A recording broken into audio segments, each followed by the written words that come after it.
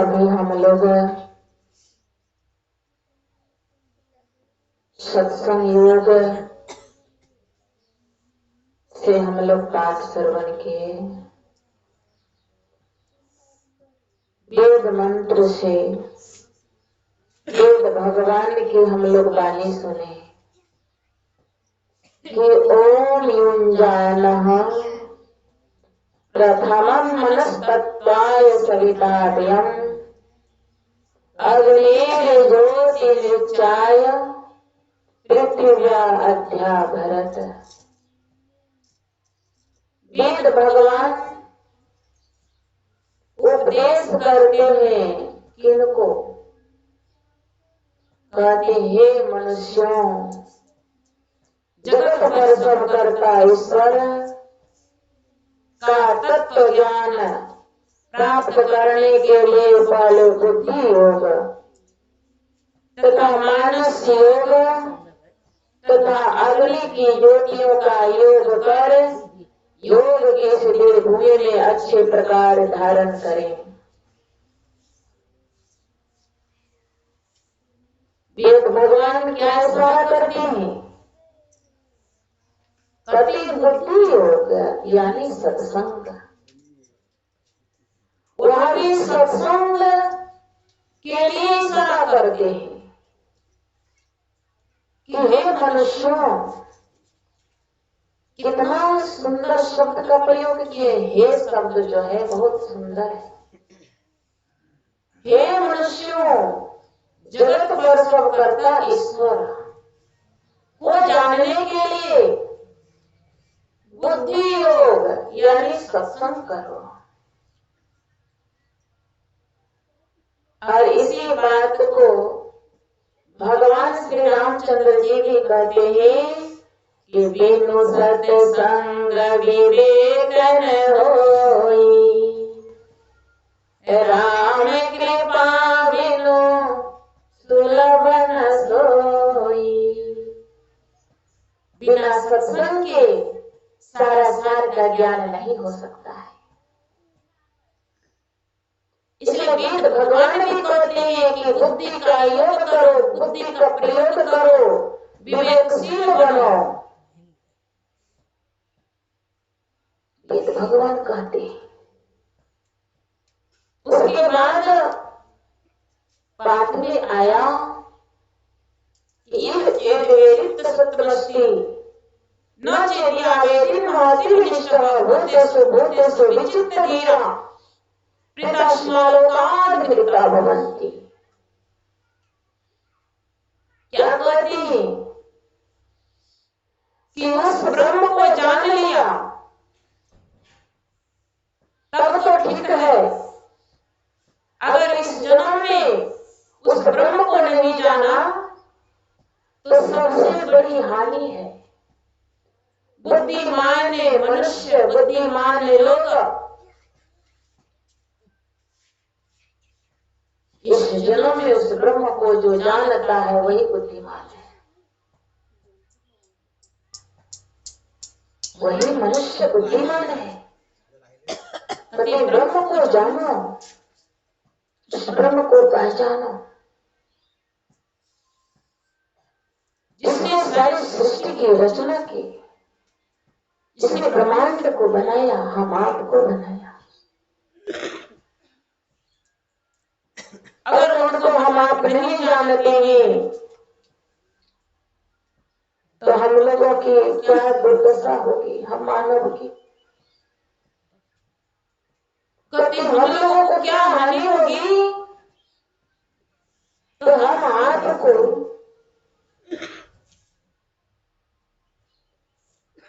बकरी के शरीर में जन्म लेना होगा, बकरी के गर्भ में जाना होगा,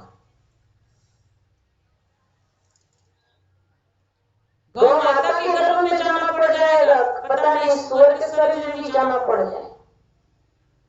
84 लाख योनियां हैं। अगर उस ब्रह्म को नहीं जानेंगे तो हो सकता है कि हम लोग अस्थावर योनि में ही चला जाए। अगर अस्थावर योनि में चले गए तो एक एक वृक्ष ऐसा भी देखे होंगे हम लोग बट का वृक्ष देखे होंगे, पीपल का वृक्ष देखे होंगे, कई साल तक यूं ही पड़ा रहता है, उसके अंदर में भी जीवात्मा है, वह अस्थावर योनि में आता है, वह अस्थिर रहता है। हम आप विचार कर सकते हैं कि कितना कष्ट है अगर मानव जीवन को हम लोग उस परमात्मा का भक्ति किए बिना अगर जीवन को व्यतीत कर देते हैं तो हम लोगों का यह दुर्दशा हो सकती। इसलिए संत महापुरुष कहते हैं, हम लोग पाठ में सुने, ध्यान बिंदु उपनिषद में आया कि उनके लिए हम आपको क्या करना होगा, ध्यान करना होगा। ध्यान बिंदु उपनिषद में आया कि यदि शैल समम पापम विस्मरणं भवेयोजनम् विद्यते ध्यान योगेन नान्यो वेद कदाचन। यदि पहाड़ के समान फैला हुआ पाप हो तो वह ध्यान योग से नष्ट हो सकता है, दूसरा कोई रास्ता नहीं, उसको हम आपको भोगना पड़ेगा, इस मृत्युलोक में आना पड़ेगा, बार बार जन्म लेना पड़ेगा, बार बार मरना पड़ेगा, और जन्म लेना और मरना ही सबसे बड़ा दुख है। जन्म लेता है जब मनुष्य, देखे होंगे कि वह बालक रोते हुए आता है, हंस करके नहीं आता है, रोता हुआ आता है। और कौन व्यक्ति रोता है, कौन प्राणी रोता है, जब उसे दुख होता है तभी रोता है, बिना दुख का वह नहीं रोता है। इसलिए वह बालक रोता है क्योंकि जन्म लेने में कितना कष्ट होता है। तो महापुरुषों ने कहा है कि जिसको 1000 भिक्षु एक साथ डंक मारे उतना कष्ट जन्म लेने पर होता है, और जब मनुष्य इस शरीर से प्राण छोड़ने लगता है, शरीर का परित्याग करने लगता है, उस समय भी 1000 भिक्षु डंक मारे उतना उसे पीड़ा होती है, उतना उसे कष्ट होता है। इसलिए गुरु महाराज जी कहे कि आवागमन सम दुख दूजा, है नहीं जग में कोई, इससे बढ़कर के कोई दुख है ही नहीं। तो इसके निवारण के लिए प्रभु भक्ति करनी चाहिए। जितने मनुष्य तनधारी प्रभु भक्ति कर सकते, सभी सबको अधिकार है प्रभु भक्ति करने का। और इसी बात को गोस्वामी तुलसीदास जी महाराज कहते हैं कि जन्मत मरत दुसह दुख होई, यह दुसह दुख होता है, असहनीय पीड़ा होती है। इसलिए वेद भगवान भी कहते हैं, उपनिषद में आया, शास्त्र हमारा कहता है कि इससे बढ़कर के कोई दूसरा दुख नहीं है, इसलिए उस ब्रह्म को जानो।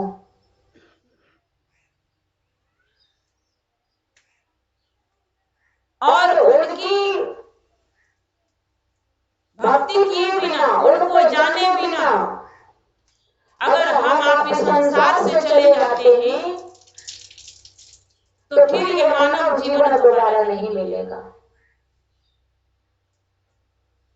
नहीं मिल सकता है।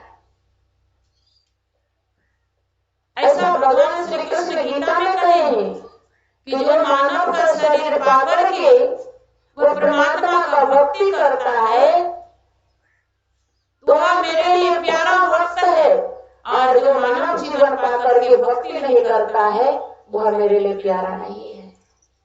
जैसे एक पिता के 4 पुत्र होते हैं, 2 पुत्र पिता के आज्ञाकारी होते हैं तो पिता उनको बहुत मानते हैं, बहुत प्यार करते हैं, और जो पिता का आदेश का पालन नहीं करता है यो तो पिता सबको सब दृष्टि से देखते हैं, लेकिन वह विशेष प्यारा वह पुत्र होता है।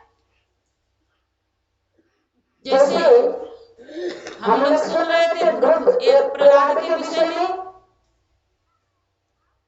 प्रहलाद को सबने कष्ट दिया, पिता ने भी कष्ट दिया, लेकिन प्रहलाद वह उस नारायण का भक्ति करता था, तो अपने भक्त के लिए भगवान को आना पड़ा धरती पर, खंभे में प्रवेश होना पड़ा भगवान को, क्योंकि हिरण्यकश्यप ने क्या कहा, सारा यत्न करके हार गया। हिरण्यकश्यप ने कहा अपने पुत्र से कि रे दुष्ट, तुम मेरा दुश्मन का नाम लेते हो, मेरा दुश्मन का स्मरण करते हो, आज मैं तुम्हें जिंदा नहीं छोड़ूंगा। हाथ में खड्ग उठाया हिरण्यकश्यप ने, लेकिन भक्त प्रहलाद मगन रहा, क्योंकि भक्त को प्रहलाद को इतना ज्ञान था कि मारने वाला है भगवान, बचाने वाला है भगवान, मारने वाला भी भगवान है और बचाने वाला भी भगवान है।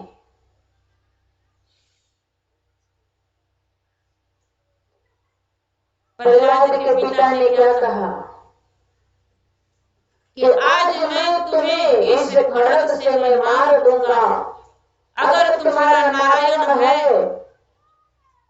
तो तुम्हें आकर के बचा ले, पुकारो इस नारायण को, कहाँ है तुम्हारा भगवान?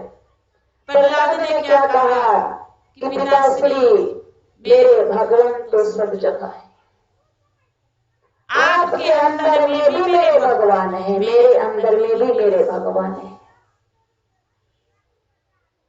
वह आवेश में आकर के कहा क्या तुम्हारा भगवान इस खंभे में भी है? भक्त प्रहलाद ने कहा कि पिताजी हमारे भगवान कहते हम में है, तुम में है, खड्ग इस खड्ग में भी है, जो आपने खड्ग उठाया इसमें भी है भगवान, हम में तुम में खड्ग खंभे में भी है। जैसे खड्ग उठाया हिरण्यकश्यप ने वैसे ही वह खंभा फट गया, आवाज हुई, आवाज को सुनकर के हिरण्यकश्यप का दिमाग चकरा गया, आवाज कहां से आई? खड्ग को रोका और नरसिंह भगवान उस खंभे से निकल गए। और ये मैं कहानी नहीं उदाहरण दे रही कि परमात्मा हर जगह है और परमात्मा ऐसे प्यारे भक्त की हमेशा रक्षा करते हैं। और हिरण्यकश्यप का संहार किए नरसिंह भगवान इसलिए अवतार लिए, हिरण्यकश्यप ने बहुत तपस्या किया था कि मैं नर से भी न मरूं, नारायण से भी न मरूं, न मैं रात में मरूं, न दिन में मरूं, न घर में मरूं, न बाहर मरूं। भगवान ने ऐसी युक्ति बना दी, हिरण्यकश्यप को उठाए अपने गोद में, कहा हिरण्यकश्यप मैं नारायण नर हूं या नारायण हूं? कहना तो आप नर है ना नारायण है। लेकर के गए दरवाजे पर, बीच दरवाजे पर, कहा ये घर है कि बाहर है? ना तो घर है ना बाहर है। काल किसी को छोड़ता है? का भी दिन है कि रात है? ना भी दिन है ना रात है। यह भी वरदान मांगा था ब्रह्मा से कि ना मैं अस्त्र से मरूं ना शस्त्र से मरूं। नरसिंह भगवान कहते हैं, अपने नाखून को दिखाते हैं, कभी अस्त्र है कि शस्त्र है? कहना ये अस्त्र है ना शस्त्र है? और नरसिंह भगवान उसको समाप्त कर देते हैं। कहने का अर्थ है कि एक पिता के विपुल कुमारा, सब कोई एक पिता के संतान है। जो संतान अपने पिता का आदेश का पालन नहीं करता है वह पिता का प्यारा नहीं हो सकता है। जो उनके आदेश से चलता है वह पिता का प्यारा पुत्र होता है। हम लोग अभी पाठ में सुने संत कबीर साहब की वाणी। ध्यान बिंदु निषेध से भी पाठ हुआ है। ध्यान की विशेषता बतलाते हुए, ध्यान की महिमा बतलाते हुए हमारे गुरु महाराज जी ने कहा कि ध्यान करो। 12 मसाले गुरु महाराज जी लिख दिए हैं कि फिरे चहु दिसी जगत में और वक्रता देता फिरे। ध्यान बिनु नहीं शांति आवे, लोग हो कितना हो घिरे। ध्यान के बिना हम आपको न शांति मिलेगी न सुख मिलेगा, नहीं मिल सकता है। कहते हैं गुरु महाराज जी 12 मसा में यह भी लिखे कि बाघ भूखा, माघ काल के बाघ जो है माघ महीने के ठंडी में भूखा रहता है। उदाहरण दिए गुरु महाराज जी। और ठंड के दिन में गुफा से बाहर नहीं निकलता है और उसमें गुफा के द्वार पर अगर उसका शिकार चला जाए तो वह कभी छोड़ेगा? कभी नहीं छोड़ेगा। वही गुरु महाराज जी कहते हैं कि बाघ भूखा, माघ काल के मुख बड़ो है बावरे, होश कर चेतो सवेरे, बचो ज्ञान के दावरे। हम लोग काल के गाल में पड़े हुए हैं, काल को बस ये दबाना है, चले जाएंगे। तो इससे बचना जो चाहते हैं तो गुरु महाराज जी कहते हैं कि काल मुख से निभ के भागो, ध्यान के बल बाई रे, और ऐसो अवसर खोई हो तो रोई हो पछताई रे। हाथ मलमल के रोना पड़ेगा।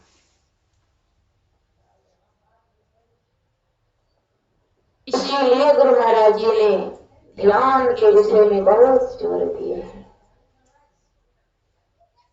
जब तक ध्यान नहीं करेंगे तब तक हम आपको मोक्ष भी नहीं मिलेगा ना मुक्ति मिलेगी। मोक्ष और मुक्ति एक ही बात है।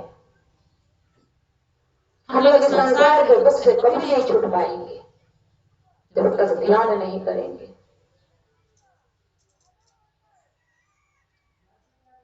संत कबीर साहब ने स्पष्ट शब्द में लिख दिए हैं, कह दिए हैं कि साधो भाई जीवत ही करो आशा। मरने के बाद कोई आशा नहीं, कोई भरोसा नहीं। आपने जो जीते जी किया उसी का भरोसा करो। साधो भाई जीवत ही करो आशा। जीवत समझे, जीवत जियत बूझे, जियत मुक्त निवासा। जीते जी अपना मुक्ति का जतन करना। तो जियत कर्म के फांस न काटे मोहे मुक्ति की आशा।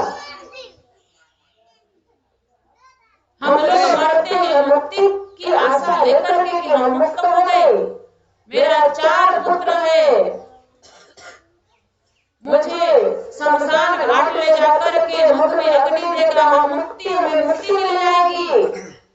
तो पुत्र के मुख में अग्नि देने से जीव को मुक्ति नहीं मिलती है।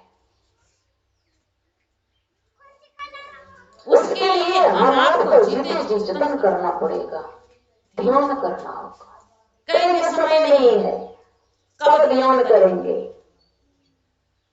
गप करने के लिए समय निकाल लेते हैं, समय तो मिलता नहीं है, लेकिन समय को निकालना पड़ता है। समय तो संसार में किसी को नहीं मिलता है। इसीलिए किसी ने कहा कि जब तक रहेगी जिंदगी फुर्सत न होगी काम से, कभी काम से फुर्सत नहीं होगी। इसलिए थोड़ा सा समय निकाल के प्रेम कर लो उस राम से। अभी कोई मकान बना रहा हो और जमदूत आ जाए लेने के लिए, तो आप उनको कहिएगा कि अभी ढलाई करना बाकी, अभी रुक जाइए। रुकेगा वो जमदूत? नहीं रुकेगा। अभी बेटा का शादी करना है, जमदूत आ गया ले जाने, क्या कहिएगा? अभी बेटा का शादी करने दीजिए, बाद में जाएंगे। अभी धान काटना बाकी है, जमदूत आ गया ले जाने, क्या कहिएगा? धान काटने दीजिए ना, तब बाद में जाएंगे। महापुरुषों ने कहा कि अगर आप घर बनाते बनाते आपका शरीर छूट भी गया, तो बाकी जो काम आपका बाकी है वह आपका सगे संबंधी आपका पुत्र कर देगा। लेकिन आप अगर ईश्वर की भक्ति नहीं किए हैं तो इसके बदले में कोई आपका नहीं कर सकता है।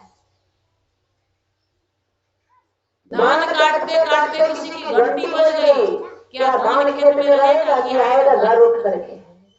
कोई ना कोई ला देगा। लेकिन आपका जो निज काम था, निज भक्ति थी, क्या वह आपके बदले कोई कर देगा? नहीं कर सकता है, वह स्वयं आपको करना होगा। इसलिए हम आपको विचार करना चाहिए कि हम लोग ठीक है, खेती करते हैं, दुकान करते हैं, कोई पढ़ते हैं, कोई कुछ तैयारी करते हैं, लेकिन उतना करने के बाद अगर थोड़ा सा भी समय निकाल करके हम गुरु के चरणों में प्रीत करते हैं, उनसे प्रेम करते हैं, तो हम आपके साथ साथ जाता है, हम आपका वह जीवन साथी बन जाता है। ये ईश्वर की भक्ति। दूर दूर ढूंढे मन लोभी, मिटे न गर्भ तरासा। ये मन जो है लोभी है, और लोभ में पड़ करके हम मनुष्य, हम प्राणी फिर माँ के गर्भ में चले जाते हैं, दुख में चले जाते हैं। इसलिए गुरु महाराज जी अपनी वाणी में कहे, पाठ भी हुआ है, गुरु महाराज की वाणी में हम लोग श्रवण किए कि जीवो परम पिता निज चिन्हो, कहते संतन हितकारी। संत आपके हित की बात करते हैं, संत आपका अहित कभी नहीं कर सकते, आपके हित की बात कहते हैं कि हे जीवात्माओं, हे जीवो, उस परम पिता को पहचानो। और जिसने परम पिता को पहचान लिया, मैं प्रहलाद की बात सुना रही थी। एक और भक्त है ध्रुव, जो उस कथा को हम लोग जानते हैं। उनके पिता उत्तानपाद, राजा उत्तानपाद थे। उनकी 2 पत्नियां थी। बड़ी रानी के पुत्र का नाम था ध्रुव, छोटी रानी के पुत्र का नाम था उत्तम। राजा धर्मराज अपनी छोटी रानी से बहुत प्रेम करते थे। राज सिंहासन में साथ साथ बैठी हुई थी राजा के बगल में। ध्रुव दौड़ता हुआ बच्चा गया, बालक हुआ गया और पिता के गोद में बैठ गया। इसलिए मैं इस कथा को सुना रही हूँ। गुरु महाराज ने कहा, जीवो परम पिता निज चिन्हो, क्योंकि ध्रुव ने उस परम पिता को पहचाना है छोटे से बालक। ध्रुव ने जैसे ही पिता के गोद में, राजा उत्तानपाद के गोद में जाकर के बैठ गया, तो बगल में उनकी छोटी माँ हाथ पकड़ के खींच करके उतार देती है और ध्रुव से कहती है कि ये ध्रुव, तुम्हें इस पिता के गोद में बैठने का अधिकार नहीं है। तुम इस पिता के गोद में बैठना चाहते हो तो तुम्हें मेरे कोख से जन्म लेना होगा, तब तुम इस पिता के गोद में बैठ सकते हो। ध्रुव बड़ा बुद्धिमान था। कहा, माँ तू भी तो मेरी माँ है। कहा, माँ हूँ, लेकिन तू मेरे कोख से जन्म नहीं लिया है। वह रोता हुआ बालक चला है अपनी माँ के पास से और माँ से कहता है, माँ मुझे आज छोटी माँ ने पिता के गोद से खींच करके उतार दी और उन्होंने कहा, इस पिता के गोद में तभी बैठ सकते हो जब तुम मेरे कोख से जन्म लोगे। क्या माँ मुझे अधिकार नहीं है पिता के गोद में बैठने का? छोटी माँ ने इतनी कड़वी बात मुझे क्यों कही? देखिए माँ भी अपने पुत्र को कैसे समझाती है। कहती है, पुत्र तुम्हारी छोटी माँ जो कही वो तो ठीक ही कही।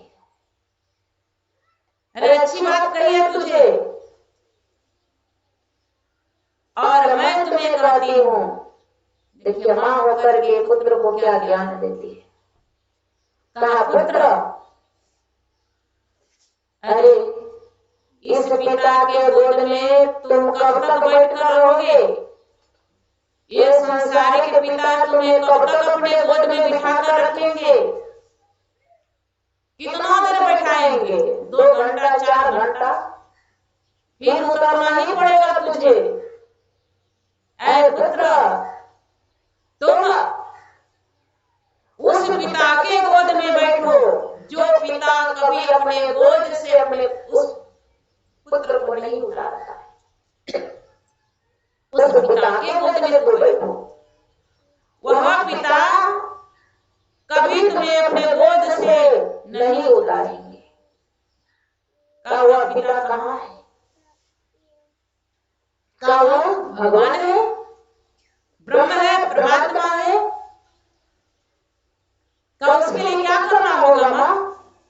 मैं उस पिता की खोज करूंगा और मैं उस पिता का गोद में प्राप्त करूंगा।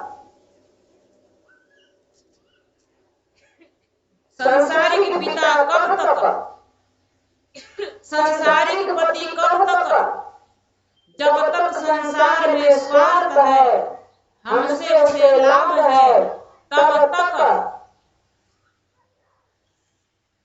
और जिस दिन लाभ समाप्त हो जाएगा उस दिन वह कुछ भी नहीं हो जाता है। मीराबाई ने क्या कहा संसारिक पति और परमार्थिक पति के विषय में? क्योंकि भगवान श्री कृष्ण को पति बना चुकी थी, पति मान चुकी थी, पति ही नहीं सारा रिश्ता ही मान चुकी थी। मैं रात्रि में भी सुना रही थी, क्या कहती है, मेरे तो गिरधर गोपाल दूसरो न कोई, जाके सिर मोर मुकुट मेरो पति सोई, तात मात भ्रात बंधु भाई भी मित्र भी माता भी पिता भी सब कुछ उनको हर रिश्ता जोड़ चुकी थी।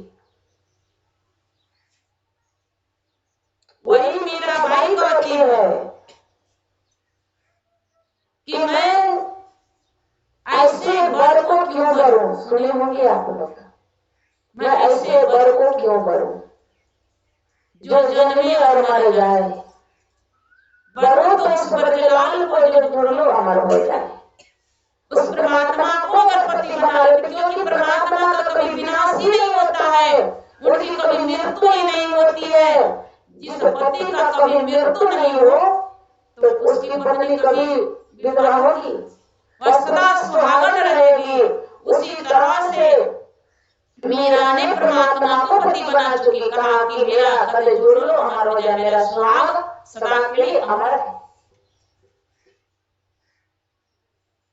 यही ज्ञान ध्रुव को मां देती है, और ध्रुव देखिए उनके अंदर वह वैराग जग गया, ज्ञान हो गया। और ध्रुव आधी रात में, जैसे भगवान बुद्ध ने आधी रात में अपनी पत्नी अपने पुत्र को सोते हुए छोड़कर चले गए, ध्रुव ने अपनी मां को सोते हुए छोड़ करके चले गए जंगल। जंगल में नारद जी देखते हैं कि छोटा सा बालक जा रहा है जंगल की तरफ। नारद जी आते हैं, नारद जी कहते हैं, अरे जंगल की तरफ कहाँ जा रहे हो? कहा मैं जा रहा हूँ उस पिता की खोज में जो सबके पिता है। कहा जंगल जा रहे हो? जंगल में हिंसक प्राणी है, तुम्हें तो मार कर खा जाएंगे। छोटा सा बालक क्या कहता है कि महात्मा जी आपके मुंह से ये बात सुना नहीं देता है। जब मैं माँ के गर्भ में था तो माँ कितना अन्न को खा करके बचा डालती है। माँ के गर्भ में मुझे उस परम पिता ने रक्षा की, तो क्या इस जंगल के हिंसक प्राणी से मेरी रक्षा नहीं करेंगे? कितना विश्वास है। यही विश्वास तो भक्ति कराता है, और जहाँ विश्वास नहीं होता है वहाँ भक्ति नहीं होती है। बिनु विश्वास भक्ति नहीं, ते बिनु द्रोही न राम, उसके बिना परमात्मा का दया भी नहीं होता है। नारद जी उस ध्रुव की बात को सुनकर के आश्चर्य में पड़ गए कि छोटा सा बालक को इतना ज्ञान है। नारद जी देख लिए कि नहीं, इसे तो तीव्र वैराग्य है, ये अब लौटने वाला नहीं है। कहा जो तुम पिता की खोज करने चले हो, तुम जो ध्यान करने चले हो, क्या तुम्हें युक्ति पता है? तुम कैसे ध्यान करोगे? कहते हैं कि महात्मा जी अब तो मिल ही गए हैं, मुझे आप बता दीजिए। नारद जी उनको वह ज्ञान देते हैं, युक्ति बतलाते हैं। कहा जाओ पुत्र तुम ध्यान करना। और वही ध्रुव ने बैठ करके ध्यान किया, और ध्यान करके बहुत कठिन साधना की। वह छोटा सा बालक बहुत कष्ट भी हुआ जंगल में, लेकिन घूम करके घर नहीं गया। वो परमात्मा का सिंहासन, नारायण का सिंहासन मिलने लगा। माता लक्ष्मी कहती है कि भगवान आपका सिंहासन हिल रहा है, डगमग रहा है। कहा देवी देखते नहीं हो, उस मृत्युलोक में धरती पर एक मेरा प्यारा भक्त है, वही मुझे पुकार रहा है। बहुत कठिन साधना किया, अब लगता है मुझे जाना पड़ेगा। वही भगवान आते हैं और ध्रुव के सामने खड़े हो जाते हैं। ध्रुव आंख बंद करके मगन है।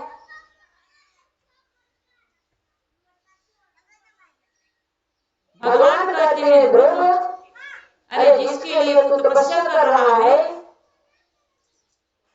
मैं आ गया। मैं आ गया।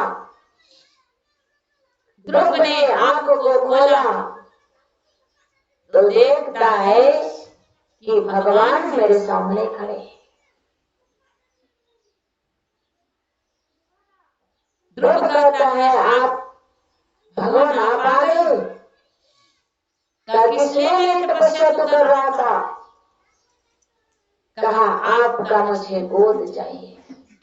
आप सीरियल में भी देखी होंगी, भगवान अपने गोद में बिठा लेते हैं ध्रुव को और ध्रुव को आशीर्वाद देते हैं कि जाओ तुम राज्य करो।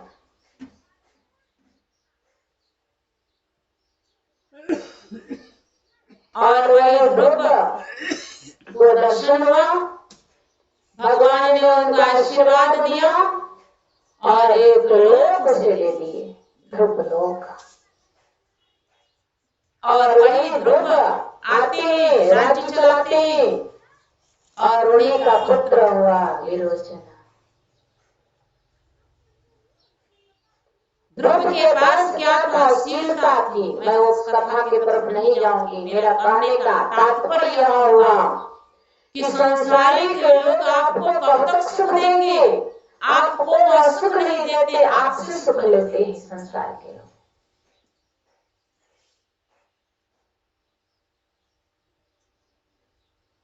गोरखनाथ जी महाराज ने क्या कहा कि अपने पराये रोते हैं दिखलाने के लिए, वो आपके लिए नहीं रोते हैं, वो अपने सुख के लिए रोते हैं। कोई मर जाते हैं किसी के घर में तो सुने होंगे कि मेरे दादाजी के मर गए, ऐसे वो बोलते थे, उनके यह लाभ था वह लाभ था, बल्कि उसके लिए कोई नहीं रोते। इसीलिए गुरु महाराज जी अपने बारे में क्या कहते हैं कि यह धन धाम कुटुंब कबीला सब स्वार्थ के चेहरे, अपने अपने सुख के साथी हेरन हो सुख तेरे, क्या सोबत गफलत के मारे जाग जाग मन मेरे।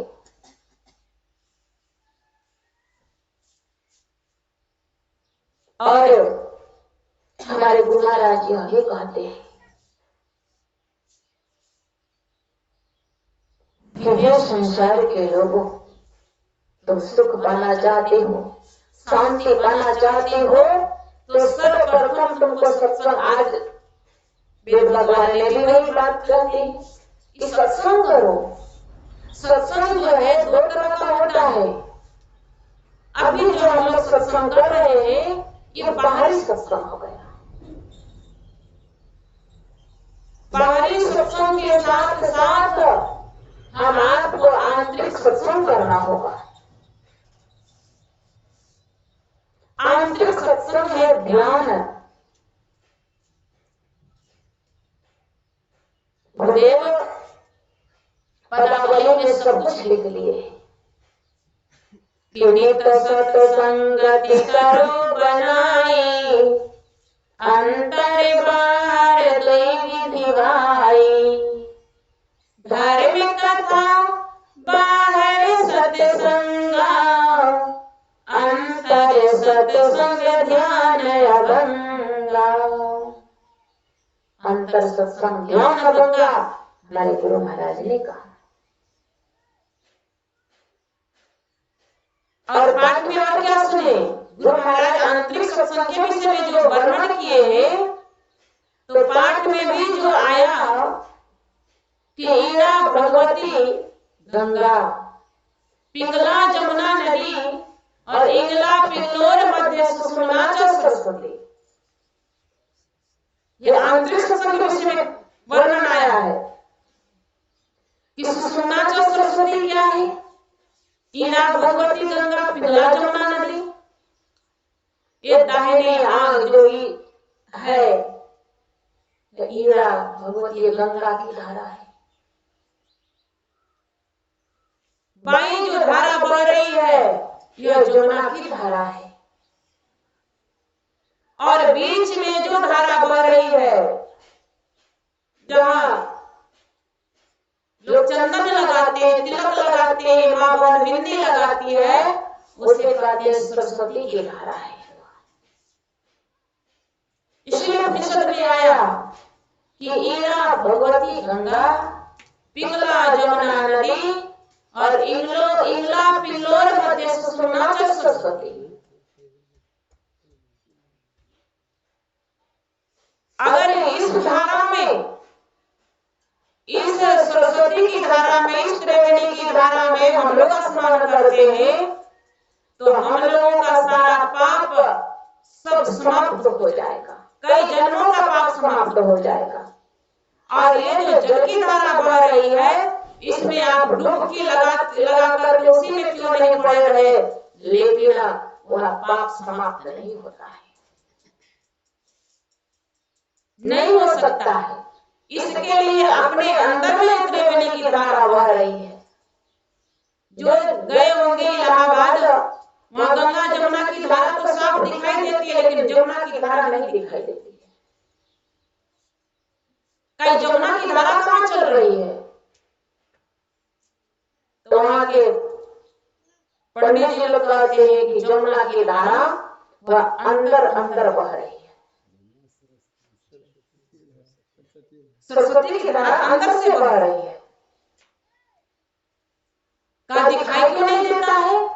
कहा नहीं, वह दिखाई नहीं देती। ठीक उसी तरह से हम आपके अंदर में भी गंगा जमुना और वह बीच और सरस्वती की धारा बहती है जो दिखाई नहीं देती है। जिनको जुक्ति पता है, जो गुरु से जुक्ति जानते हैं, उनको पता है। उसी को गुरु महाराज जी सुषुम्ना भी कहे हैं कि सुखमन की झीना नाल से अमृत की धारा बही रही। दूसरे जगह यह कहते हैं कि सुखमनिया में मोरी नजर लगी, उसी में नजर टिकाना है। उसी को 10वें द्वार भी कहते हैं। और संत तुलसी साहब ने कहा, इसी को सहरग कहते। गुरुदुस्त में तुलसी साहब ने कहा, रास्ता सहरग में है, दिलवर पे जाने के लिए ध्यान गैरों का उठा। यह उर्दू शब्द है, जाना के आने के लिए। इस सहरग से हम आपको का रास्ता ये खुलता है, ये रास्ता आंतरिक रास्ता है। कहते इस सरस्वती की धारा में हम लोग प्रवेश करें, डुबकी लगावें, तो हम आपका जन्मों जन्मों का पाप जल करके समाप्त हो जाएगा। जैसे हम लोग प्रमाण लेते हैं, बार बार सत्संग में सुनते हैं ना कि सत्संग को सुन करके, सत्संग से रत्नाकर का उद्धार हुआ, सत्संग से अमली माल का उद्धार हो गया, सत्संग सुन करके ऐसे ऐसे जो नीच से नीच थे उनका उद्धार हो गया। जब अमली माल बहुत अत्याचार करता था, उधर से कोई जाता नहीं था, अगर कोई चला जाता था तो उसे समाप्त कर देता था और वह अमली काट करके अपने गले में बांध लेता था। जितने का वह हत्या किया सबका अमली बनाकर, अमली का माला बनाकर के पहन लेता था, इसलिए उसका नाम अमली माल डाकू पड़ा। उसके डर से लोग उधर जाते नहीं थे, लेकिन भगवान बुद्ध उसी ओर एक दिन जाने लगे। भक्तों ने कहा कि भगवान आप उस ओर मत जाइए, उधर एक बहुत बड़ा हत्यारा रहता है, वो आपको भी नहीं छोड़ेगा, वो साधु और किसी को नहीं छोड़ता है। लेकिन जो संत होते हैं ना, उनको मरने से भी डर नहीं लगता है। वह उसी ओर जाने लगे। कहा अब तो मैं इसी ओर और जाऊंगा। कितना बड़ा हत्यारा है वह। जब अमली माल को आहट की आवाज आई कि कोई मनुष्य आ रहा है, तो अमली माल ने हथियार लेकर के तैयार हो गया। कहा कौन है, ठहर जाओ, वहीं रुक जाओ। भगवान बुद्ध बड़ा गंभीर शब्द में कहते हैं कि मैं तो ठहर गया, तुम कब ठहरोगे? संत की वाणी में वह ओज होती है। तुम कब ठहरोगे? और सामने चले गए। मैं कथा को विस्तार नहीं करूंगी। अंगुलीमाल ने भगवान बुद्ध की बात को सुनता रहा और जब उसे समझ आई तब उनके चरणों में गिर गए। कहा, भगवान अब मैं क्या करूं? अब मैं अपने रास्ते को बदलना चाहता हूं। भगवान बुद्ध ने कहा कि जितना सब जो तू पहना है सब कुछ खोल करके हटा दो। भगवान बुद्ध ने उसे कहा कि जाओ तुम पवित्र होकर स्नान होकर के आओ। आज से तुम संकल्प लो कि आज के बाद कोई भी तुम पाप नहीं करोगे। कहा, मैं नहीं करूंगा। और उधर से उस समय उस राज्य के राजा थे, राजा प्रसेनजीत। उनकी प्रजाओं को यह अंगुलीमाल कष्ट देता था, दुख देता था। तो राजा ने सैनिक सजा करके सैनिक के साथ उसे मारने जा रहे थे जंगल। और इधर भगवान बुद्ध ने क्या किया, उनका मुंडन करवाया और सन्यास का वस्त्र पहना दिया। पहना देते हैं और आगे आगे भगवान बुद्ध पीछे पीछे सन्यासी वेश में अंगुलीमाल जा रहे थे। और उधर से राजा अपने रथ पर और सैनिक के साथ अस्त्र शस्त्र के साथ आ रहे थे। भगवान बुद्ध मिल गए। भगवान बुद्ध कहते, राजन तू कहां जा रहा है? कहा, भगवान इस जंगल में बहुत बड़ा हत्यारा रहता है, हमारी प्रजाओं को बहुत दुख देता है, कितने लोगों को मार करके समाप्त कर दिया। आज मैं उसे मारने जा रहा हूं, आज मैं उसे नहीं छोड़ूंगा।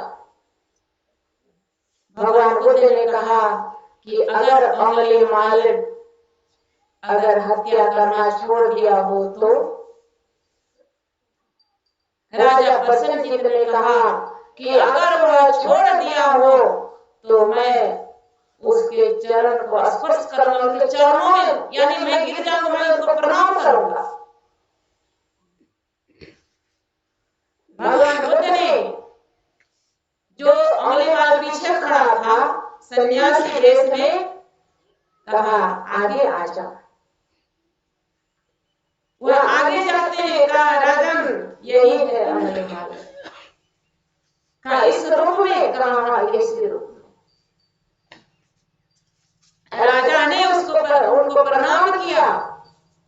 कहने का अर्थ है कि जिन्होंने अपने जीवन में उस ज्ञान को समझा और ध्यान किया, अंगुलीमाल ने बैठ करके ध्यान किया, ध्यान के बल से, ध्यान के प्रताप से उसका सारा पाप जल करके समाप्त हो गया और भिक्षु सन्यासी बन गया। और उसी जीवन में उन्होंने उस बुद्धत्व को प्राप्त किया, उस परमात्मा का दर्शन भी किया। रत्नाकर ने देखिए ध्यान के बल से, रत्नाकर जब बैठा नारद जी का ज्ञान लेकर के, तो ध्यान में बैठा तो समाधि लग गया। समाधि जब लग गई, वर्षों के बाद नारद जी आते हैं, कहा देखना चाहिए और रत्नाकर अभी तक बैठा है तो उसका क्या जरा देख लिया जाए। नारद जी आते हैं, जिस जगह पर वह रत्नाकर बैठा था वहां पर मिट्टी का दीमक लग चुका था। नारद जी कहते हैं, कह रत्नाकर अब तुम बाहर आ जाओ, अब तुम्हारे तपस्या का ध्यान पूरा हो गया। वह मिट्टी को हटाते हुए बाहर आया और वह कहता है, अब मैं रत्नाकर नहीं, अब मैं क्या हो गए? मैं वाल्मीकि, मैं ही ब्रह्म हूं, मैं ब्रह्म बन गया। और वह रत्नाकर कहाँ रहा? और वही वाल्मीकि बने, कितने बड़े उच्च कोटि के संत बने। वही वाल्मीकि त्रेता युग नहीं आया था उस समय, राम जी का अवतार नहीं हुआ था उस समय, उसके पहले ही ये वाल्मीकि रामायण लिख दिए। रामायण यानी राम का चरित्र को लिख दिए कि राम जी का अवतार होगा, राम जी का विवाह होगा, वनगमन होगा। सारी बात को उन्होंने लिख डाले। कैसे? ध्यान के बल से। जो ध्यानाभ्यास को हमारे गुरु महाराज जी बैठे रहते थे कुप्पा घाट में, लेकिन कहाँ क्या हो रहा है सब देखते थे, सब देखते थे, सब कुछ जानते थे। गुरु संतों से कुछ छुपा हुआ नहीं रहता है। इसलिए जो ध्यान की महिमा का जो पाठ हुआ, ध्यान की यही महिमा है कि हम आपको थोड़ा भी समय निकाल करके जो ध्यानाभ्यास करते हैं। अगर हमारे कुसाई स्वामी जी महाराज कहा करते थे कि ध्यान में अगर मन नहीं लगे फिर भी ध्यान में बैठना चाहिए, बिना मन का भी ध्यान में बैठना चाहिए और प्रयास करना चाहिए कि मेरा मानस जप होता रहे, मानस ध्यान होता रहे, मेरा दृष्टि योग मेरा होता रहे। अपने दृष्टि को टिकाने का प्रयास करना चाहिए। इसके लिए दृष्टि आपकी कैसे स्थिर होगी, कैसे टिकेगी, इसके लिए गुरु महाराज ने स्थूल बात बता दी है। क्या? यही है मानस जप। ये मन को एकाग्र करने का साधन है। और जप की इतनी बड़ी महिमा है जो हमारे बाबूजी सुना रहे थे। जप में सिद्धि है, जपात सिद्धि है। गुरु गोरखनाथ जी महाराज ने जप के महिमा के विषय में उन्होंने बताया है कि 600 सहस्र 2100 जाप और अनहद उपजे आपे आप मनोयोग पूर्वक 21,600 अनहद उपजे आपे। गुरु गोरखनाथ जी महाराज ने कहा उनको इतनी सिद्धि प्राप्त कैसे थी, इसलिए जप के विषय में कहा गया है। गुरु महाराज ने भी अपनी वाणी में कहा, कहते हैं कि हरदम रटो कबू ना हटो तो छेड़े गाना काल, गुरु धन्य है, गुरु धन्य है, गुरु धन्य दाता दयाल। आप जप करते रहिए, कोई आपका बाल बांका नहीं कर सकता है। जप में इतनी शक्ति है, इस जप की इतनी बड़ी महिमा है। हमारे गुरु महाराज जी जप कभी कभी मैं शांति संदेश में पढ़ी हूँ कि गुरु महाराज जी कभी कभी वाचिक जप करवाते थे। वाचिक जप गुरु महाराज जी कहा करते थे। और ऐसे भी कि अकेले में रहो या काम कर रहे हैं, धान काट रहे हैं, धान सुन रहे हैं, रोटी बना रहे हैं, दुकान में बैठे हैं, हर काम में आप अपना जप करते रहिए। यह भी करने से कोई रोक सकता है? इसे भी करने में कोई फुर्सत निकालना पड़ता है? नहीं, आप इसे करते रहिए। अगर इस तरह से हम लोगों का जप चलता रहे तो गुरु महाराज ने कहा कि इस जप में वह शक्ति है कि जमदूत भी हम आपके सामने नहीं आ सकता है। जमदूत भी चला जाएगा। पदावली में लिखे हैं गुरुदेव कि भज मन सतगुरु दयाल काटे जाम जाला। भज मन, हे मन भजो, भज मन सतगुरु दयाल काटे जम जाला। कति काटे जम जाला, काटे जम जाला, भज मन सतगुरु दयाल काटे जम जाला। प्रमति पाले अति कृपाले, प्रेम को अगाधि ताले, हरत सकल दंड जाल शंद माहिसाला। भज मन सतगुरु दयाल काटे जम जाला। कितने जाल को काटते, कहते हैं कि पांचों गुदैत साल, पांच को कराल काल, पंच कोस दहन ज्वाल प्रीतमैया माला। भज मन सतगुरु दयाल काटे जम जाला। और क्या करते हैं गुरुदेव, अगर हम लोग का चलता रहे, टालन बखेद जाल, जालन ब्रह्म भेद काल। काल को, काल का भी भेदन करने वाला है। टालन बखेद जाल, जालन ब्रह्म भेद काल, कालन को अति कराल समर्थ गुरु दयाला।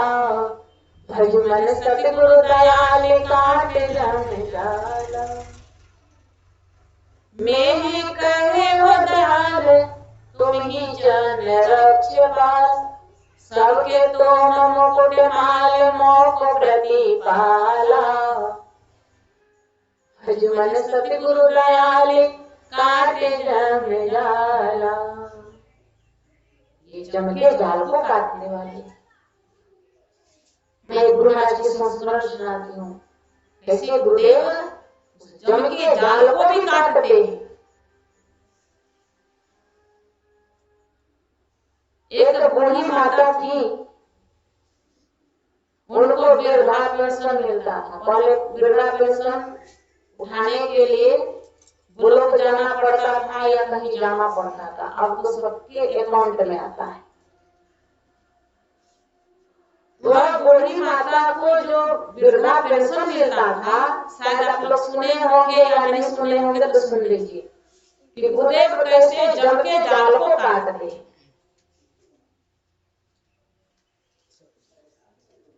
इधर सत्संग हो रहा है, उधर टीवी चल रहा है, बड़ी समस्या। वह बूढ़ी माई सत्संग सुनती थी, गुरु की भक्ति करती थी। वह सत्संग में सुनी थी कि जो अपने धन के साथ साथ धर्म को जोड़ देता है, वह धन आपको या दान करने वाले को वह अगले जन्म तक मिलता है। वह ऐसा बैंक है, वह बैंक जो है मरने के बाद वह खाता चालू ही रहता है। यह तो जितने जिस बैंक में जमा करेंगे, मर जाइएगा तो नौकरी में जिनको दिए हैं वह ले लेगा, ये काम में तो आएगा नहीं। लेकिन उस बैंक में जो जमा करता है उसे कई गुना भाग सुध ब्याज जोड़ करके वह परमात्मा रूपी बैंक के जो मैनेजर बैठे हैं उस बैंक के वह जोड़ करके आपको देंगे। यह जो सत्संग जो सुनी थी, इनके मन में हुआ कि हमें जो भी पैसा मिलता है सब मेरा बेटा पोता ले लेता है। और उस समय गुरु महाराज जी का समाधि स्थल बन रहा था, काम चल रहा था।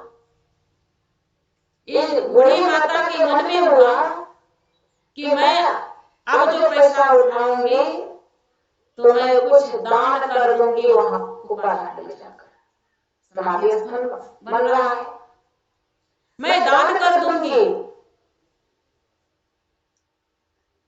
वहां बूढ़ी माई को पैसा मिला, सोचने लगी इतना पैसा में क्या होगा, थोड़ा और एक महीना का और मिल जाए तो ज्यादा जमा कर लेंगे, जितना हम जमा करेंगे उतना हमें मिलेगा।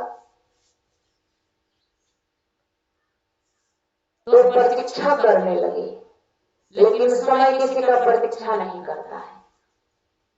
उसके पहले ही वह माता जी का शरीर समाप्ति यानी शरीर छूट गया। मन में लालसा लेकर के मरी कि मैंने दान नहीं कर पाई, लेकिन जैसे शरीर